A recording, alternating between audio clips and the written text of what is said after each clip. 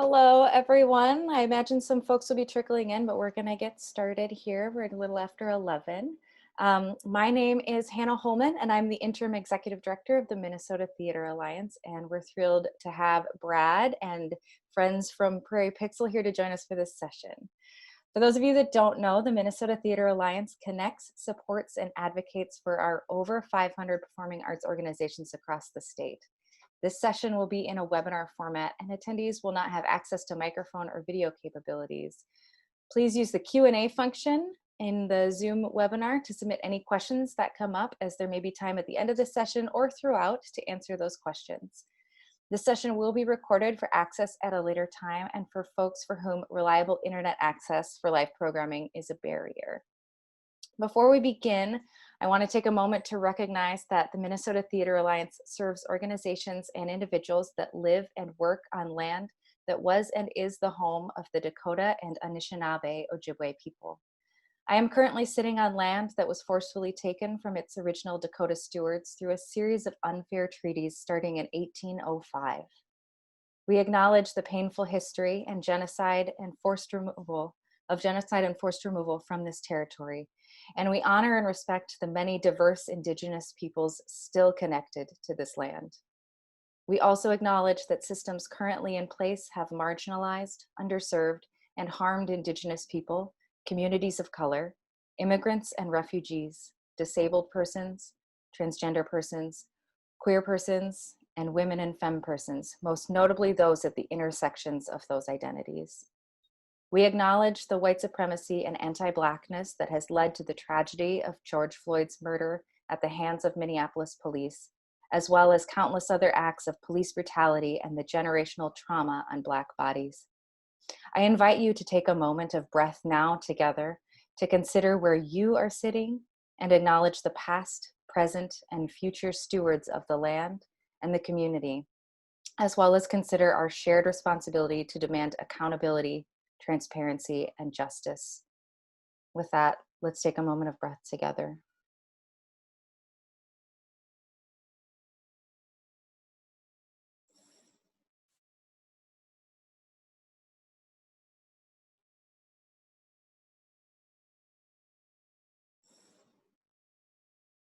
Thank you.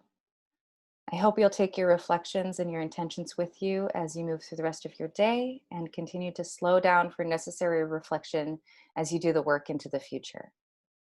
And lastly, a reminder to us all that we're all humans together in this weird internet world.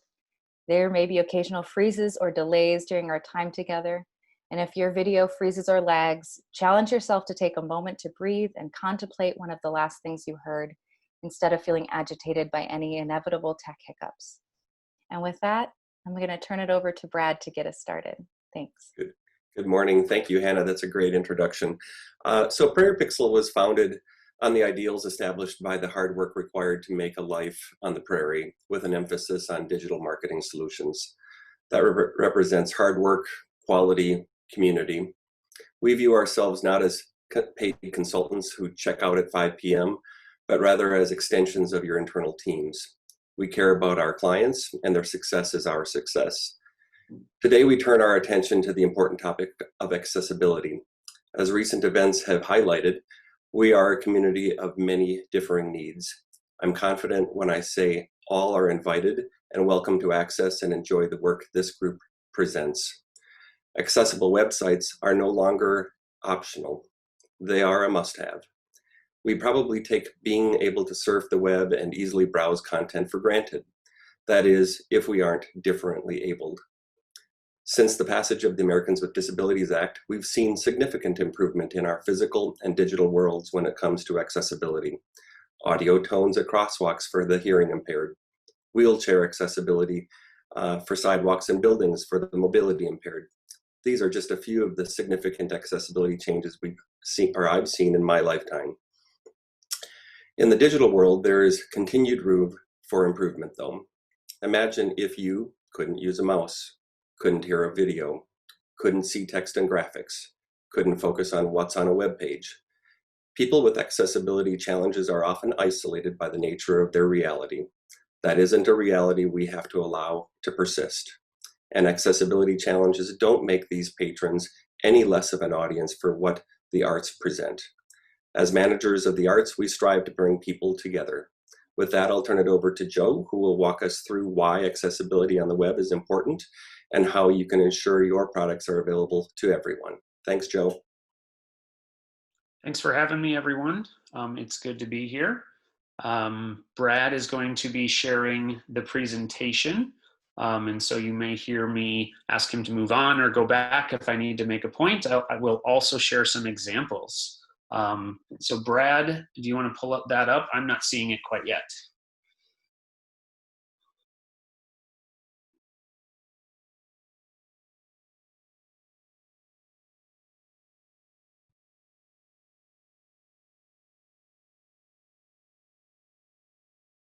All right, here we go. As Brad mentioned, there are many different types of accessibility. We're going to be focusing on how it affects web today. So we have created an agenda for what we're going to talk about. Just walk you through that very quickly. We're going to talk about my accessibility story and how I got involved. We are going to talk about what does it mean? Who are the people affected by accessibility? Why an organization or a business or any web property should and should comply. We're going to talk a little bit about kind of the recent landmark accessibility case from Domino's Pizza.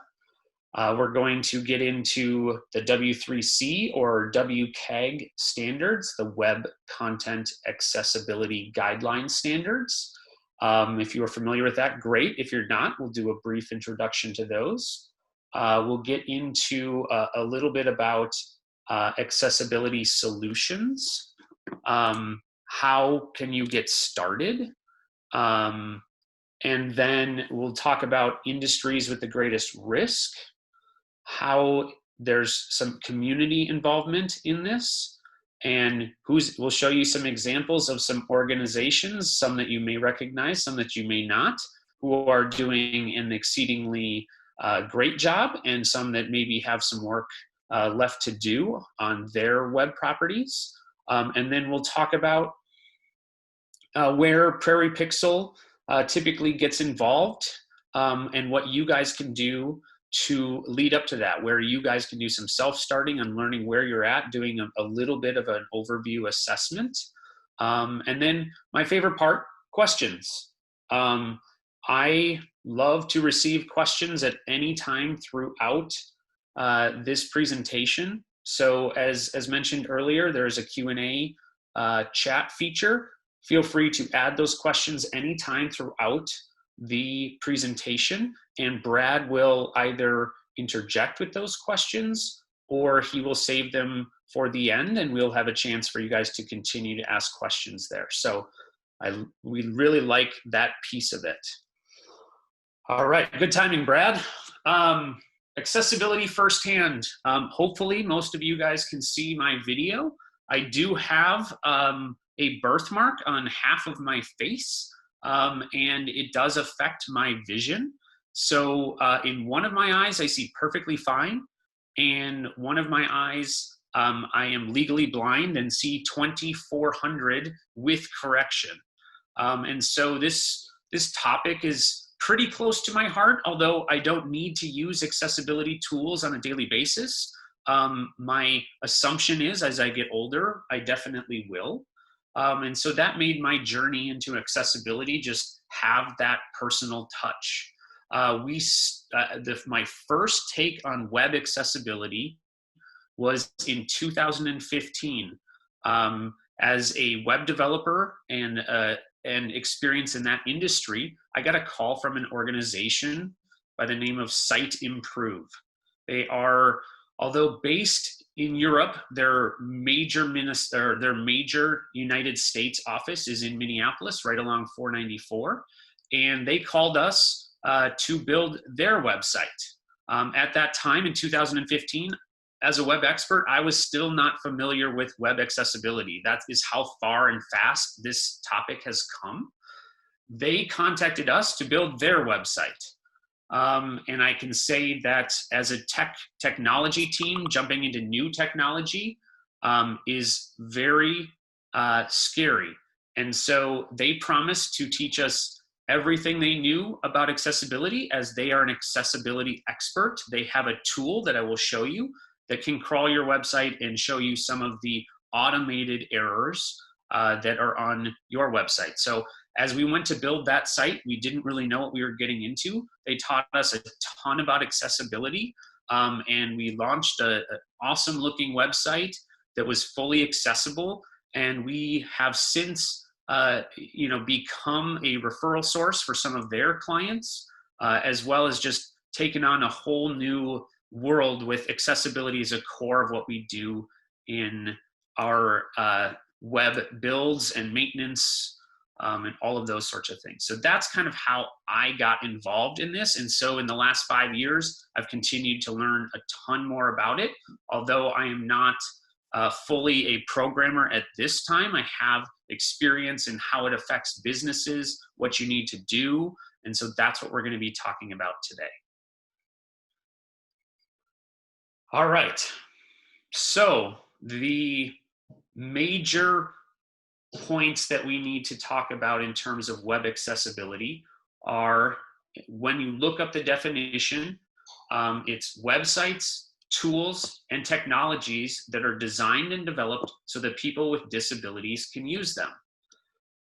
This is the web version of this. It does apply to restaurants, as we mentioned, the places where technology might come in a real world, other than sitting at your device, would be at an ATM, or it might be at the new McDonald's checkout kiosks. All of those things are required to be accessible, but mainly we're going to focus on web and websites today. So to be more specific,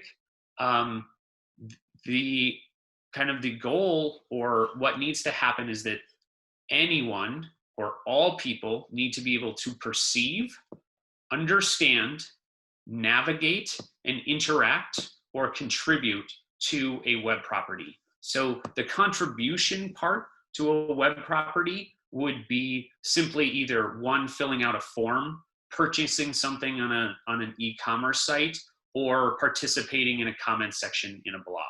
So those are they need to be able to navigate websites using something other than typical tools that the majority of the population would do with a mouse and visuals. All right, so this is an amazing stat. 20% of Americans will use some form of accessibility on web and mobile devices. Now, that might seem like a staggering amount of the population, but with the baby boomers, this is going up. The major chunk of that is low vision. So visual can mean I can't see at all, or it can mean I have low to no vision. The most common features that somebody in those situations would use is increasing font size, as well as making sure that there is enough contrast in the design so that white on black, or excuse me, black text on a white background is very much easier to read than black text on a dark blue background. So that is another example of things that web developers can use and designers can use. But the majority of that is font size, looking at pictures, using some sort of visual cues. There is physical, so not everyone can actually use a mouse or a trackpad or a touch. So there are many different assistive devices. Typically, they're generally referred to as switches, and they can be simply as a button that you could hit with your head or your mouth or your anything that can control. You also have, surprisingly to a number of people, cognitive things to think about. So one, not everybody reads at a college educated level. So the general guidelines are to produce content for most websites at a ninth grade reading level.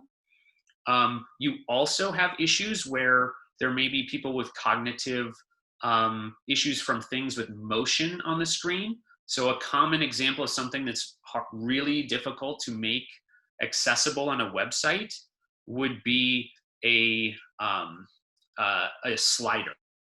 That simple motion of something sliding can be very impactful for someone with cognitive issues. The final and most kind of simple to understand or clear way to convey people who need to use accessibility features is if they are they have full no vision. So they are going to access a website via auditory tools. So they are going to use something called a screen reader that essentially reads the content on the page, as well as behind the scenes things that may describe other things on the page. And they will use the arrow buttons and different tools to navigate through menus and pages and purchase and checkout and all of those things. And so that is the biggest thing when you're talking about web development that you absolutely need to do. Again, the interesting thing is from a business standpoint here is that 20% of Americans have disabilities, and that equates to $544 billion of buying power. And so this is something that not only you may hear me later talk about the reasons why you need to do this, there is a fiscal reason and a business opportunity to continue to work on these things in your public-facing environments.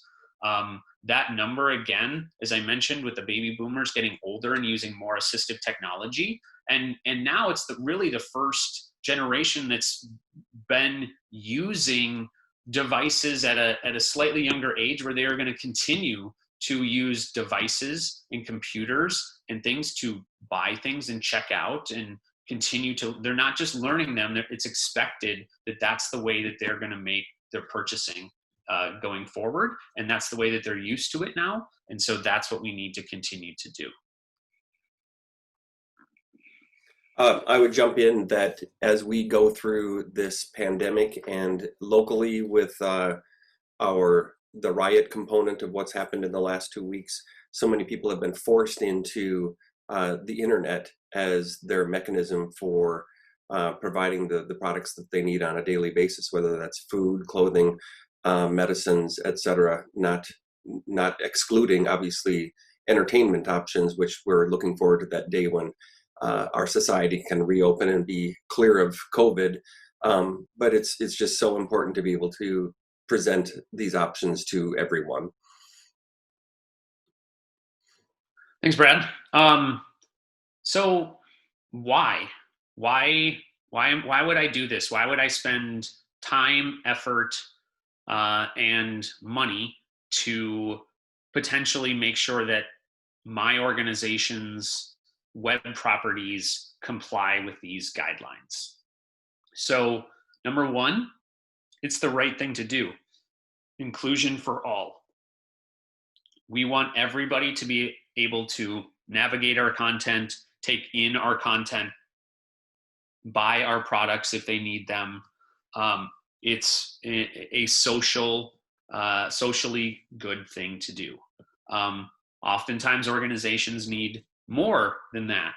And so another thing to think about is if there's any component of e-commerce, it's a no-brainer for a couple of reasons, but loss of revenue. If there's 20% of people out there that are attempting to purchase something from your website and they can't make the font size bigger to see the cost that they're checking out on, then they may be afraid to click that button. If you are the early examples, I think most airlines comply, but in 2015, when I was working with some of the experts who were actually no vision, they said that they could only fly 2 airlines because those were the only places, those were the only 2 airlines where they could book a ticket. They couldn't pay somebody online to book a ticket at many of the airlines. Now, most of them have very likely caught up and do allow that now, but it's something to think about that those airlines were losing revenue. Now, you might think, I've talked many times about, well, I own a flight school. Why would anybody, I cannot possibly lose revenue because everybody who's going to learn how to fly an airplane needs to have full vision.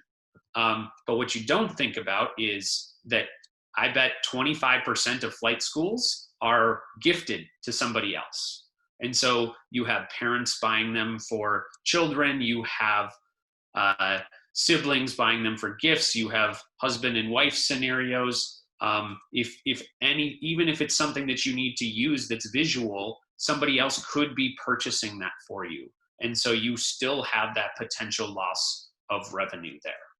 A third reason, if any of you are focused at all about SEO, SEO and accessibility line up very closely together.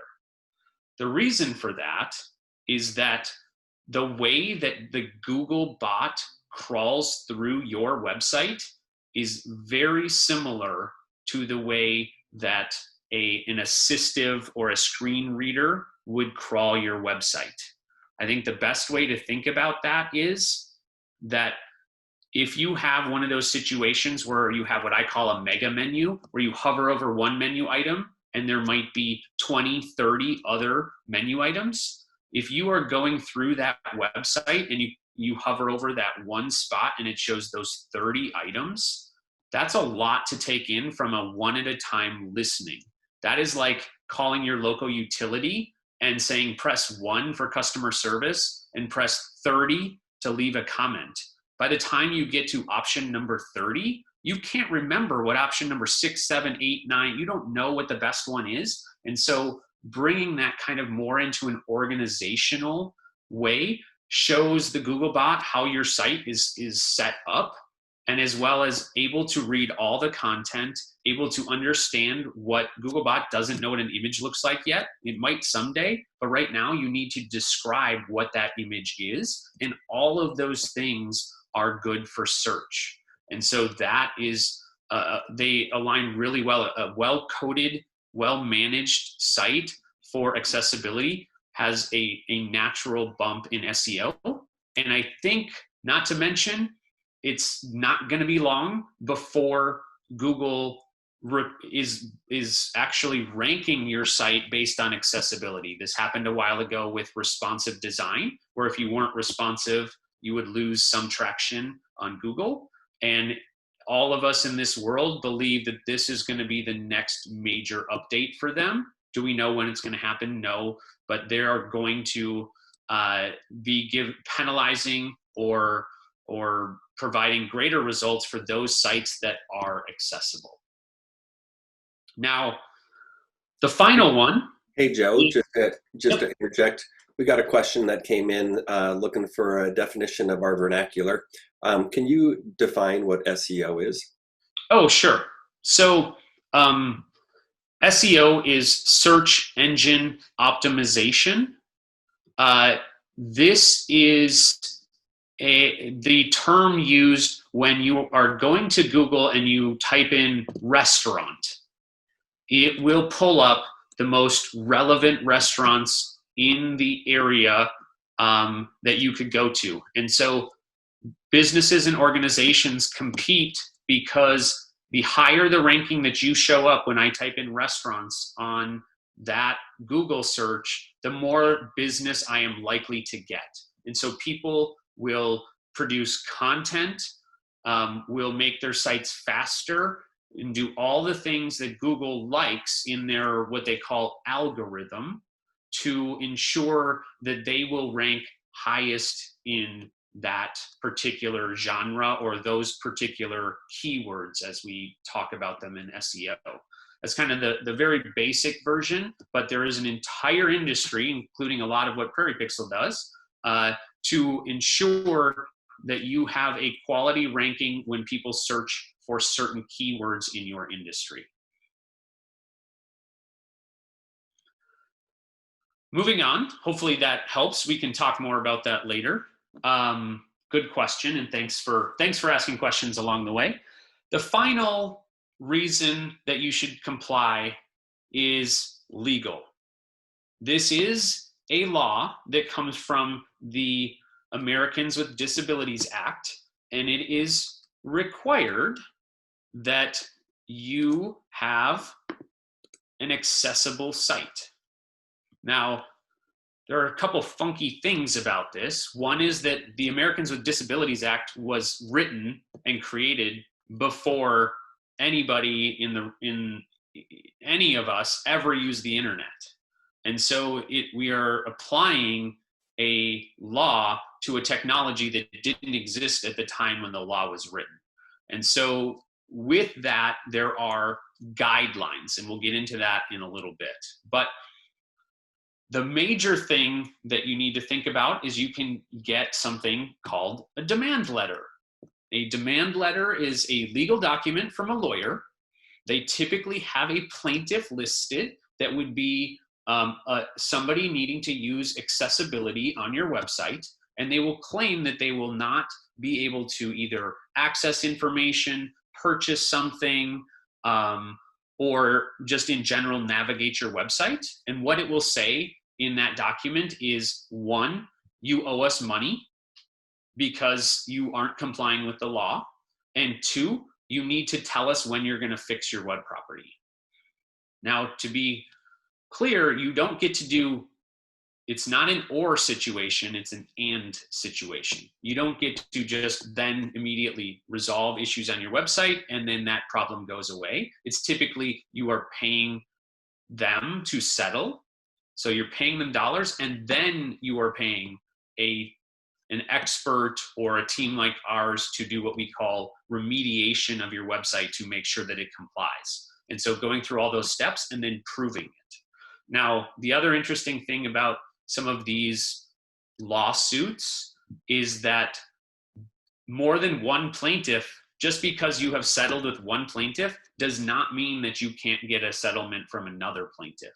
These are individual plaintiffs, not a government entity telling you that you need to do something and giving you a fine for that.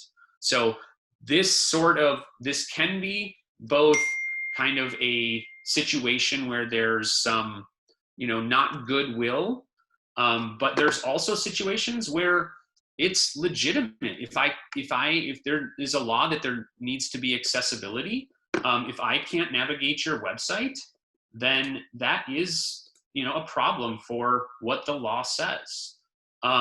Now, some numbers for you. These lawsuits are increasing greatly. There were 2,400 web accessibility lawsuits filed in federal court in 2019.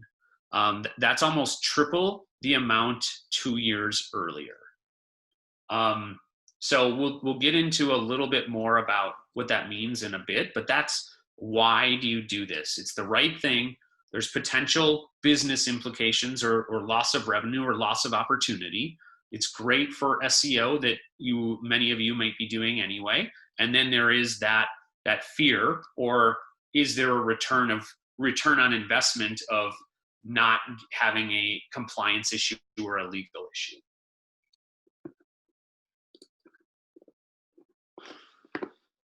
Sorry, Brad, I got off the screen. There you go. Perfect. All right. So we're going to use the Domino's pizza case as an example for a couple reasons, because I think it is very interesting what I saw happen in this case.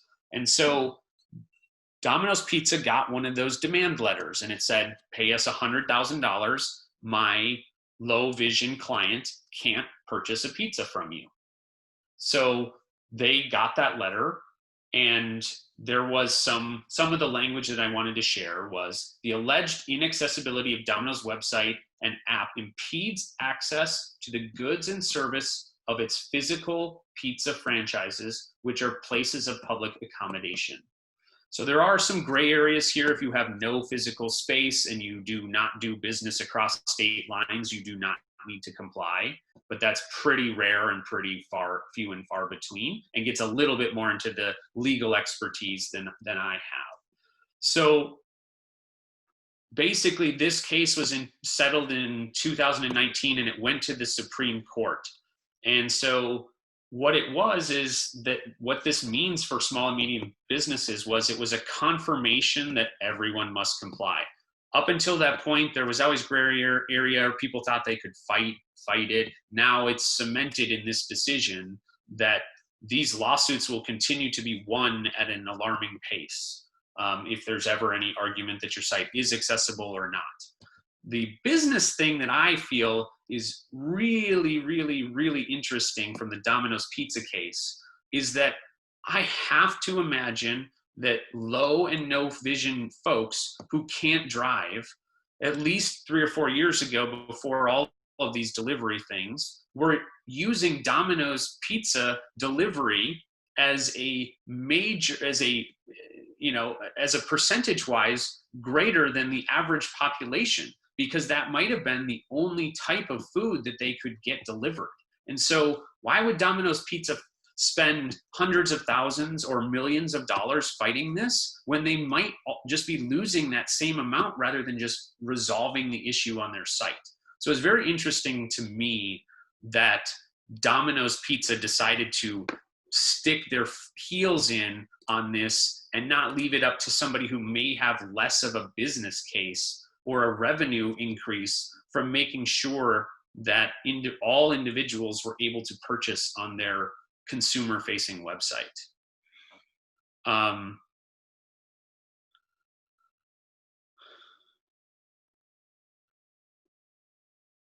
So here's what, as we start to turn the page on why are we doing this, how are we doing it, where do I get started, some things that you need to know. We're going to touch again on perceivable, operable, understandable, robust. Those things go pretty deep. What we're going to focus on is what the heck is WCAG and what does it mean and how do I utilize it?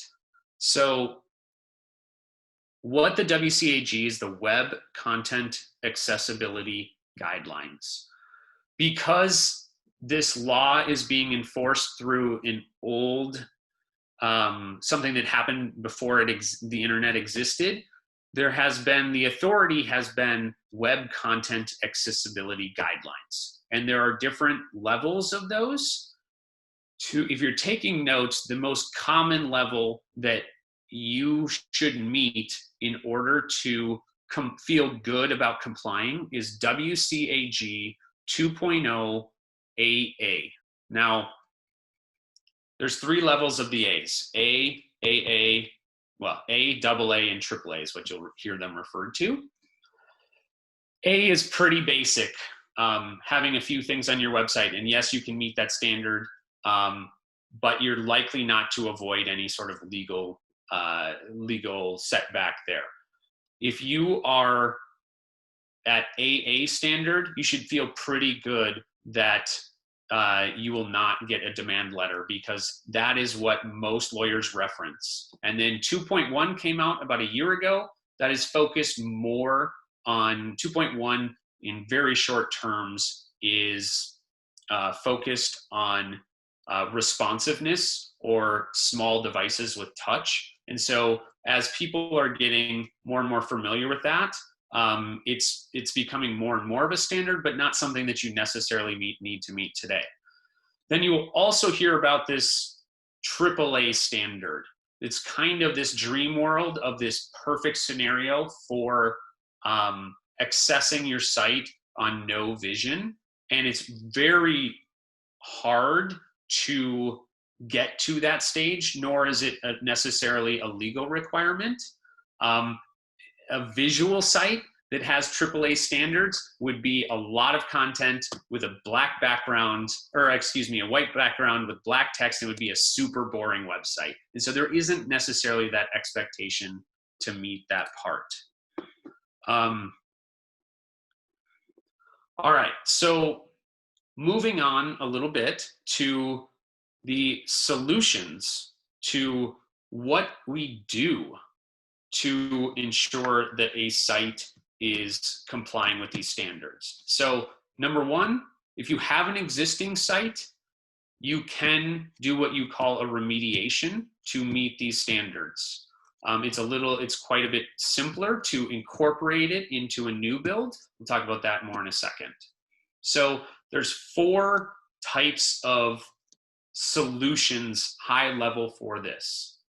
There are manual web accessibility, where you get to the point of someone with a screen reader and experience going through your website manually and ensuring that they can get to every nook and cranny, use every single tool that's on your website.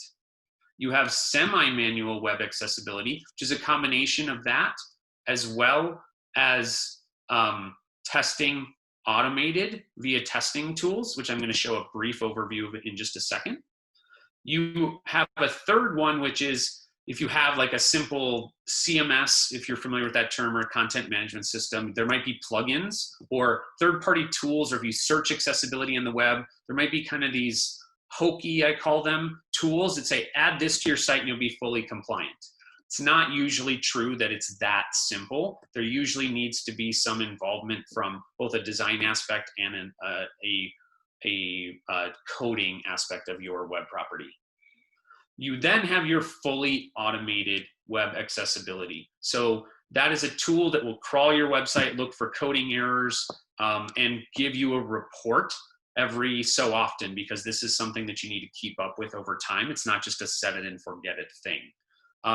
The issue with those tools is that they only find about 40% of the errors on the website. So working your way back all the way up to manual testing, which will find all of your errors, the automated test is usually where developers start, and you should start. But knowing that you, in order to absolutely 100% meet those requirements, you need to have some manual testing done on your property. All right, so transitioning a little bit to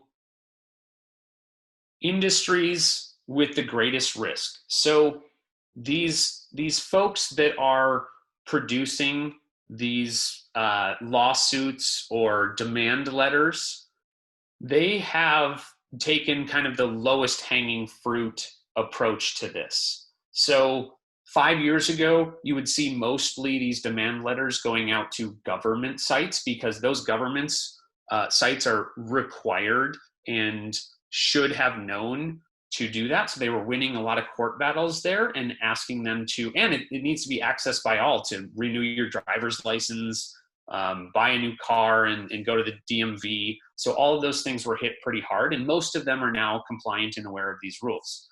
Then you get into the universities or anything that's publicly funded. And so this, in probably 2016 and 17, it was big in the university area. Anything with a .edu was getting, lots of demand letters, and they have since caught up and started to do the remediation or build new. You then get into, then it kind of came down to the healthcare, because access for all, patient care, very important, and they were on board to do that. Kind of now where it sits is more in simply businesses that appear to have some dollars, to appear to have, should have known better, and mainly e-commerce, because it's pretty obvious and pretty easy to win a court case if you can't check out on a website, can't check out in e-commerce. And it's also difficult from a coding perspective to get there. So it's a little bit more of a costly endeavor. And so those groups are getting hit pretty hard, as well as the next thing that's going to come up is anyone with a job board or an application. You can't be an inclusive employer if folks with low or no vision can't apply for jobs on your website. And most of the job boards or the plugins or the links that you send to someone are not currently compliant. There are some that are, and they're likely all working on it, but you are a big target if you have one of these. It's just the things that these maybe less than ethical attorneys are looking for, and it's just an easy win. And so that's where we're seeing this kind of come downhill, and the first easy low-hanging fruit is now coming down to small and medium businesses, anybody with e-commerce or a job board.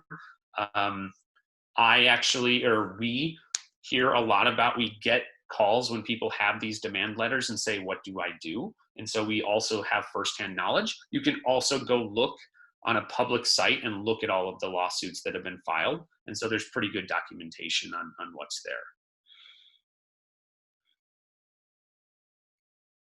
All right, I'm going to do just a little bit of an overview of some sites that are doing accessibility well and accessibility not so well. I'm going to start on the good side. So Minneapolis Institute of Art, this came across my desk a couple weeks ago. And basically what this is, if everybody can see it, is the Minneapolis Institute of Art asking for people to volunteer their time to help make their website accessible.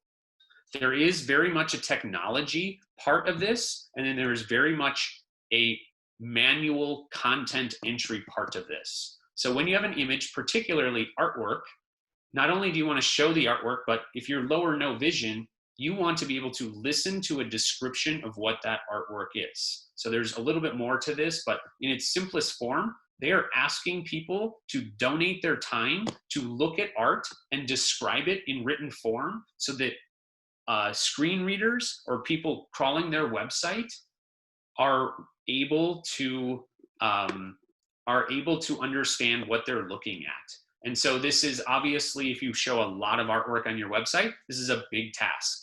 And they claim to be able to teach you how to help them in 1.5 hours or less, where you can make a dent in writing descriptions for that much time, and they'd still love to have you on board doing that. So it'd be a really cool way to get involved and start to see what that looks like. But it's also a reminder that, yes, developers need to do certain things, but you as a good steward of the web within whoever has access to the back end of your web property needs to write out descriptions of different things that are happening on your property.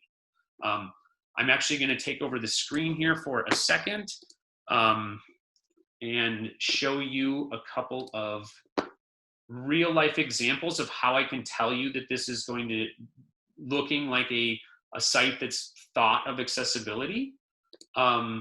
And we will go from there. So give me 1 second while I get there. All right. So first, we are going to do the example. So anybody can do this. I'm in Google Chrome, and there are many free options, including right in Google Chrome. There is something, if you go to More Tools and you go to Developer Tools, and you look at art, there is this in here, you can run an accessibility report on any website. So this is free, it's in the Chrome browser. What we like to use though, because we're familiar with it, we think that it finds more errors, is the Site Improve Accessibility Checker. This is a free plugin you can add to your site. And once you load the page, all you need to do is click this button and it will show you all of the errors on the site. Now, you will see errors, and this may, if you've never seen this report before, it may look like they're not doing a good job. This is an extremely good report. It's very hard to get to 100% compliance on a web build, and especially with an automated checker, because manual testing may pass something that an automated checker wouldn't. So this has, roughly, 10 issues on the site, and as a technical person, if you go there, it will give you an idea of what the error is. So there's an image on here that doesn't have an alt attribute, or it doesn't tell you what that image is. And you can actually click on it and it'll show you the image that doesn't have the description. And as you get into it, you'll realize this is a background image. According to WCAG, background images don't need to have descriptions. So that's why this would still pass, even though it's showing an error. But in contrast, we went out of state to find a couple examples that weren't so great.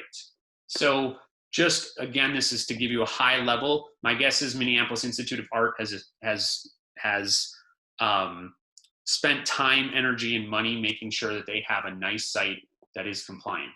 If you do the same thing on maybe a site that has not thought so much about compliance, you will see this site has closer to maybe 40 errors, 50 errors.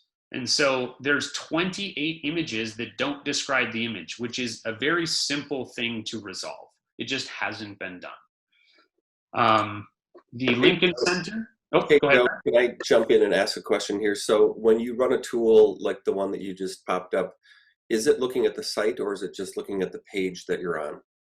Sorry. Yep. So this particular tool is looking on the page that you're on. So that's roughly 50 issues on just the home page. Now, Site Improve's purchased or paid service will scan all of your pages at one time and give you a report. But this is just a quick, easy, free tool to kind of go, okay, where am I at? Or, what do other people see, or should I invest some time in this? And of course, to give to any technical person to kind of interpret the results. Lincoln Center. We're going to do this one real quick. This has close to 200 errors. Now, this one that has 161, it's likely a visual issue, and as we got into A and AA standards, it's a AA level issue. My guess is that one fix will resolve all 161 issues. And so it's likely a code level related issue. It has to do with some focus, maybe on a font or something like that. But I don't want to dig too much into that. The other thing while I'm sharing my screen that I wanted to show quickly is the tool that you will hear or see most often. And that is Web Content Accessibility Guidelines. So this is, if you wanted to learn a little bit and dig in, this is where you would start. It's w3.org. This is the WCAG standards. And so this is where you would start to look at I would start at, the overview and the high level and just kind of learn from there. This is very much documentation and might be worth just investigating, but it takes a lot of time to understand all of these things. And most likely a lot of it's for designers and developers. Brad, if you want to take back control, that would be great. Oh, I think I might have to stop. There we go. All right. Interject if not everybody sees this, but so where do we start? We start looking at the WCAG guidelines. If you were to engage an organization or a person, they likely would do an audit of your site. So they would go page by page, look at the errors, assess where you're at, and recommend a path forward. Now, from doing that on many, many sites, auditing, recommending, and then remediating an existing site to comply with these standards, you unfortunately are looking at likely around 40% of the cost of your original build. So if you paid $10,000 for your website, likely to remediate a site that did not have accessibility in mind would be about $4,000. That's just a really gross estimate. So a lot of folks that are thinking about this or aware of this and also interested in building a new site will build a new site and make sure that that property is compliant. Because when you add on the cost of building with accessibility in mind, you are only looking at a 10 to 15% increase in the cost versus not thinking about it at all. So there's a little bit of, like back and forth or thought to building new versus doing an audit, because the accessibility expense, that $4,000 is down the drain. If you apply that to a new website, you're getting a much higher value for those dollars. It's key to know that you can do those things. You can chip away at those things, but you're never going to get to 100% compliance. Again, if you did, you'd have the most ugly appearance website in the world with probably very little content or buttons or anything. So this is a being strong at or best practices sort of thing, at least in the moment in time we are at. The other thing that you're going to think about is doing an accessibility statement.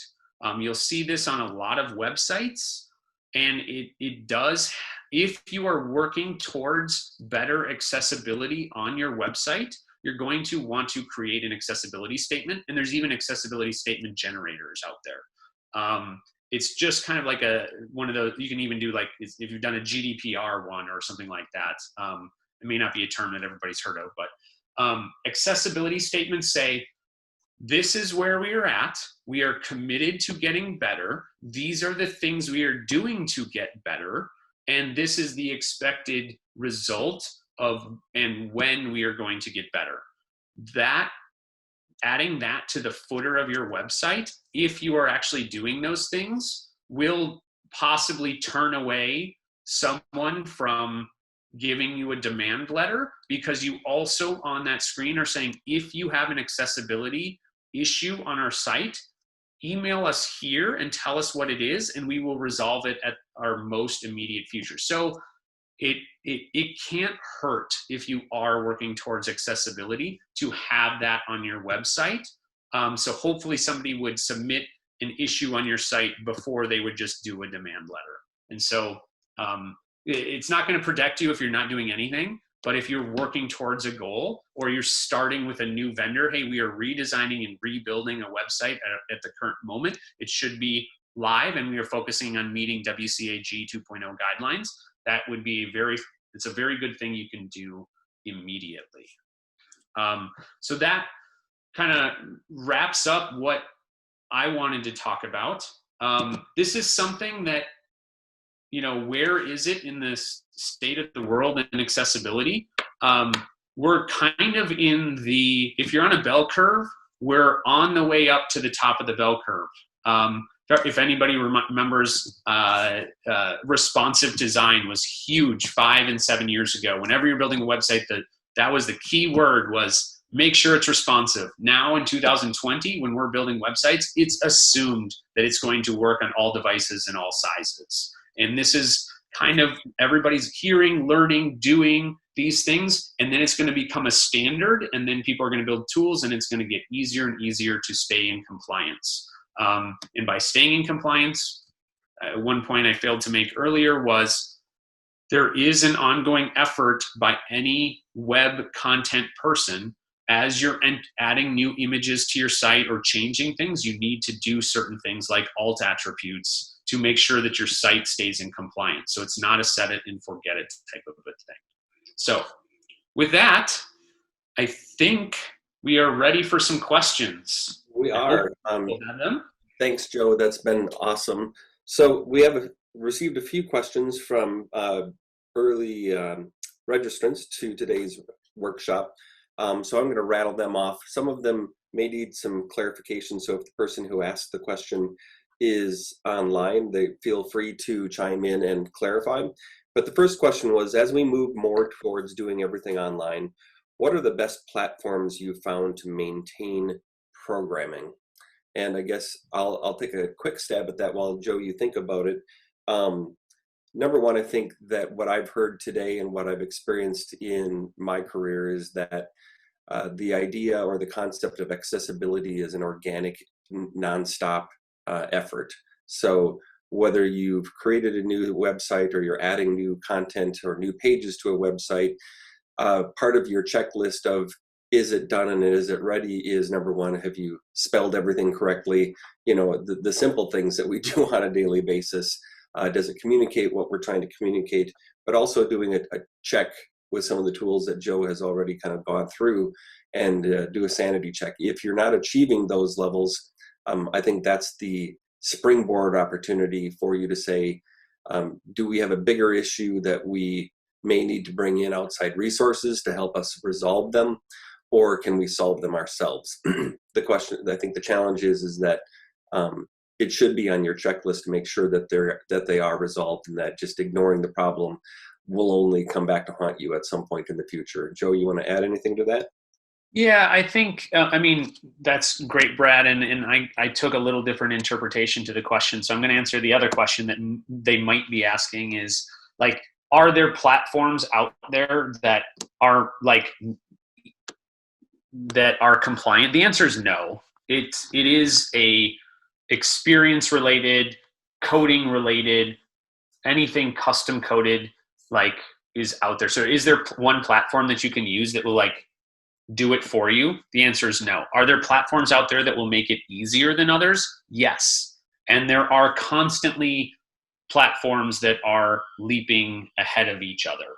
I think if you're thinking about this and thinking about choosing that appropriate platform or coding language or whatever it is the ones with the most at stake to stay ahead of the others are going to be the ones that have the most currently, because it's still on that bell curve on the way up, going to be current with the information. They have something to lose if they aren't staying in the forefront. So this is getting a little technical, but there are things in, let's say, WordPress that make accessibility easier.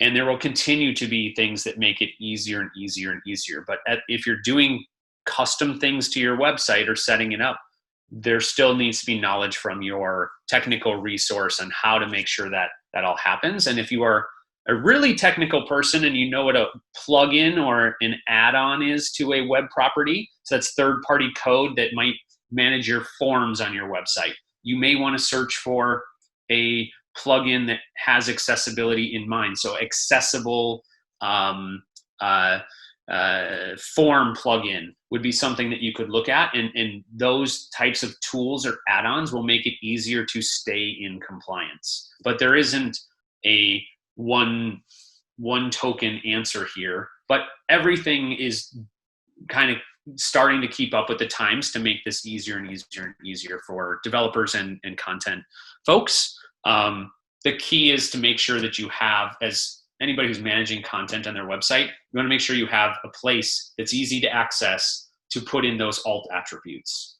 And so lots of tools do that already because it's great for SEO. And so just making sure that you make some accessibility, have it in mind in every decision that you're making when you're building something is kind of the best way to do it. Great. So we have a question from Dan, and he's asking a clarification question on the Site Improve accessibility checker plugin. Does that tool also check for cognitive disabilities, or is it primarily focused on visual and auditory? It does find, I've seen a couple of them from cognitive. Those are really hard to find from an automated testing tool. And so that's where you get into the manual testing piece. So it is deceiving that even though that one site had 200 errors, that tool kind of in some testing is only finding 40% of the errors. Now, there are folks that just resolve those errors and say, we've done pretty well. But then the next level of compliance is, I'm going to pay somebody to manually test my website, give me errors for my team to resolve, or my web vendor or whomever it might be. And so, even if that tool or a tool does cover those, they still aren't covering everything. But it is a great first low cost step to see what you're in for. Great. So the next question that came in prior to the workshop today was, if someone is looking to learn about accessibility, what should they be doing to create great accessibility going forward? So, I think number one, attend webinars like this. Do some research. There's lots of resources out there about it. So that w3.org is a great resource, although it is very, it doesn't give any color to the situation at all. It's very, this is the type of issue, this is what needs to happen, this is the example of what doesn't work and what does work. Whereas some of us just kind of starting this journey need a little bit more narration of what this really means, why it is, how it affects the business, those sorts of things. And so you can do just a little bit of research. Site Improve is actually a great one. You can subscribed. There's lots of accessibility blogs and those sorts of things. The other thing that I will make you, and I mentioned it earlier, but since there are people that are purchasing accessibility on their websites to avoid lawsuits only, there are a number of businesses that you'll run into, especially in that ads section of Google, if you know what that is, that will say, hey, pay us $99 a month and we will put this layover on your website with this button and it will make you completely compliant. And that can be a little, if it's too easy or too simple, most likely, or not, cost of low cost, it's likely not going to actually solve your problem. So there is a lot of like inappropriate noise. It's a little, I wouldn't say it's the wild, wild west, but there is some of that. And you got to be careful and find a trusted partner to advise you on if those tools would solve your problem or not. And so that's kind of like, for example, you could Google website accessibility plugin for WordPress, and you probably find some that you can download, install on your site, and think that you're compliant. And I almost guarantee you that it did almost nothing from an accessibility standpoint. It might give you some tools to go and fix other things, but in and of itself, or installing something, is very unlikely to resolve your issue.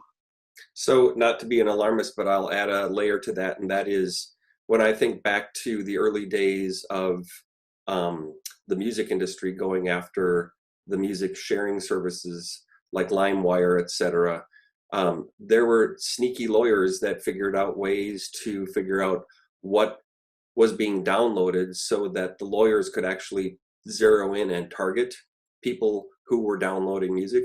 The same thing with these tools. It's super easy for somebody with a few bucks to create a bot to scour the internet to say, find me all of the websites that's using tools A, B, and C. And to Joe's point, the veneer of accessibility is not the same as solving for accessibility. So just if you're looking at tools like that, it's a great way, I think, if you want a low cost sanity check to say, where are we? But if you really are looking at tools like the Site Improve tool, and issues or errors are coming up, that should be a red flag that you should start. If you haven't currently budgeted to focus on updating your website, you should be immediately reprioritizing that as part of your planning for the near term or even the long term, because the risk on the backside is that my experience with arts organizations is you're not flowing with extra money, and a lawsuit could be the difference between existing and not existing. And the last thing we want to do is have that be a reality. And I hate to be an alarmist, but if people recall, in the last 5 years, there have been lawyers locally that have been going after small businesses because of infractions as it related to things like parking signs or ramps leading up to businesses. And a friend of mine who owns a dry cleaning business out near White Bear Lake got such a letter. And the challenge for him is that he could have fought it because there was enough gray area to make the case, but the cost to challenge something in court is exorbitantly often more times more expensive than actually solving the problem and just paying the fine. And he wound up fixing the problem and paying the fine to get rid of it. So for anybody who thinks that the reality of somebody coming after you, if you don't have accessibility addressed, the clock is running would be my concern. And I hate to be an alarmist, but it makes me really nervous when I think about the risk factor and what that represents. Next question, how to make a personal web page inclusive for all. And I think the answers are going to be the same as for a business website. Yep. Yeah. I mean, to make a personal website compliant would involve the same things, making sure you have content that describes where a user is going to manage it through a screen reader, as well as making sure that they're able to access all of the buttons, those sorts of things. I think if that question is also if I'm an amateur, web developer, And this might also apply to a question that was written, if I have a limited budget, what would I do? It's really making sure that you have what's called alt attributes on anything that is visual. That's the number one cheapest thing that you can typically do. If you're working on the back end of your website, which is where you'd log in to manage the content, most likely when you add an image, there's a place to put an alt attribute. And that is just simply looking at the attribute and telling a user what it is.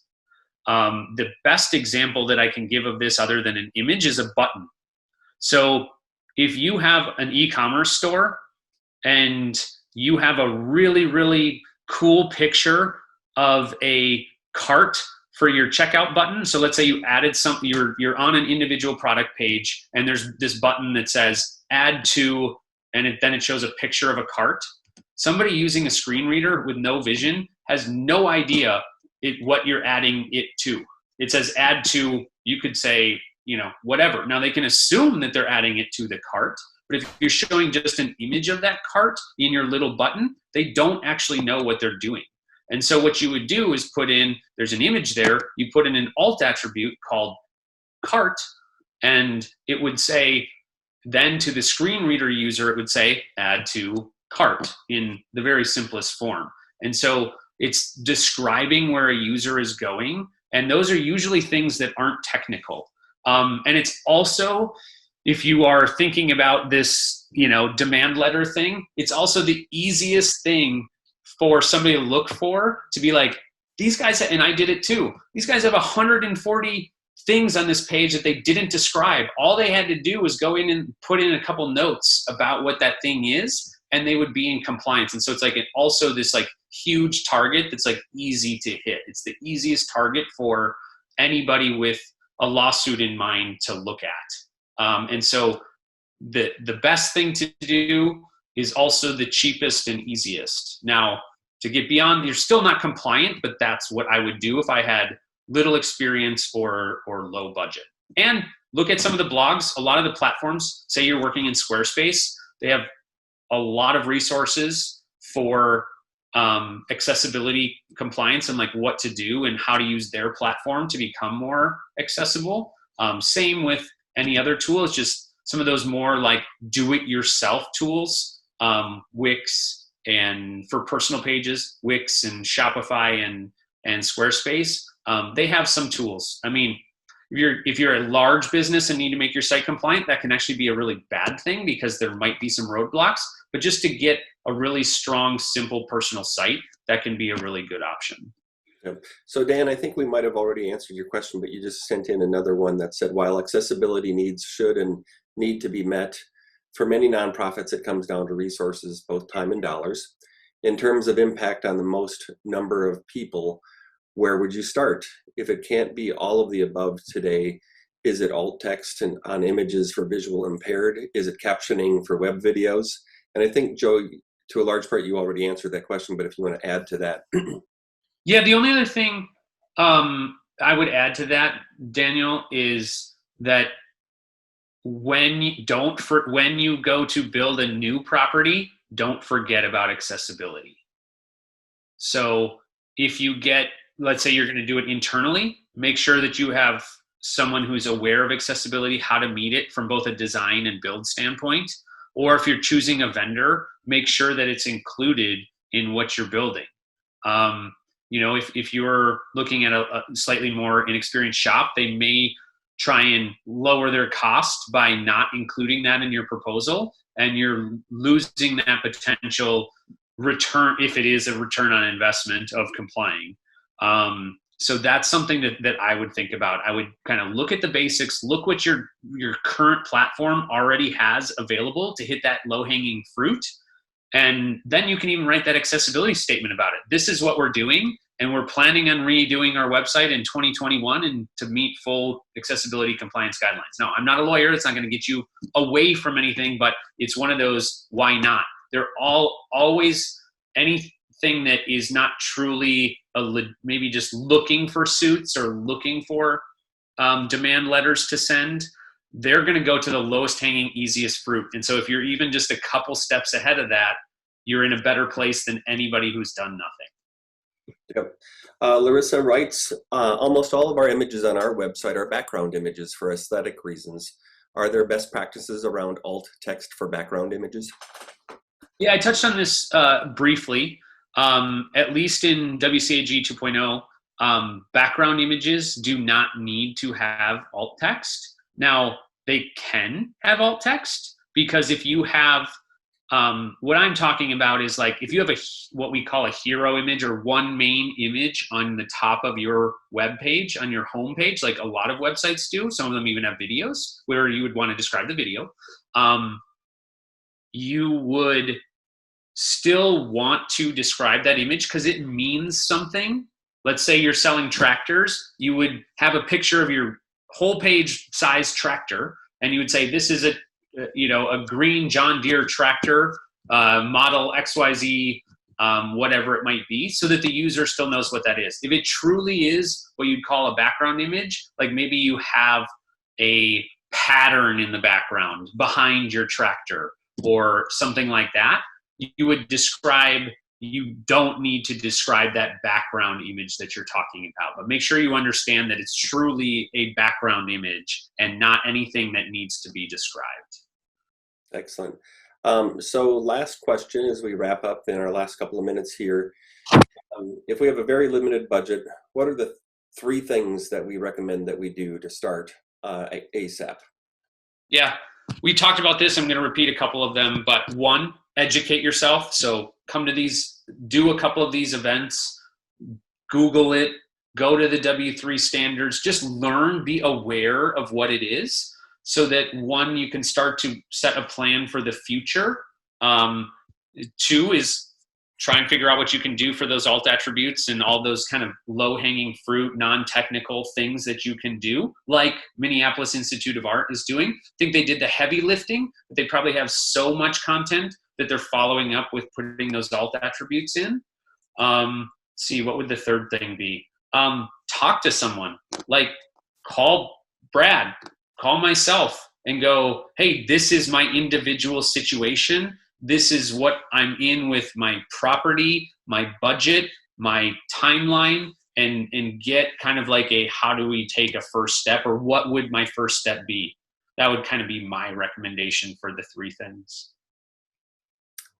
Thanks again, Joe. This has been awesome. You are an amazingly insightful resource, and I appreciate you granting your time today to share your knowledge. Yeah, absolutely. This is a passion of mine, so happy to do it. Excellent. And with that, Hannah, we'll turn it back to you to wrap us up. Awesome. Thank you. Thank you so much, Joe, and thank you, Brad, for introducing us to Joe and being here with us as well. Just want to close us out by saying one accessibility conversation does not make everything accessible magically, like Joe is kind of saying. Do more learning. We're excited to have more programming like this in different ways. There's lots of different ways that this conversation shows up for performing arts in online and not online. So we're glad you all were able to join us today. And with that, I'll just say thank you again and enjoy the rest of your day. It looks nice out there. See you, everyone.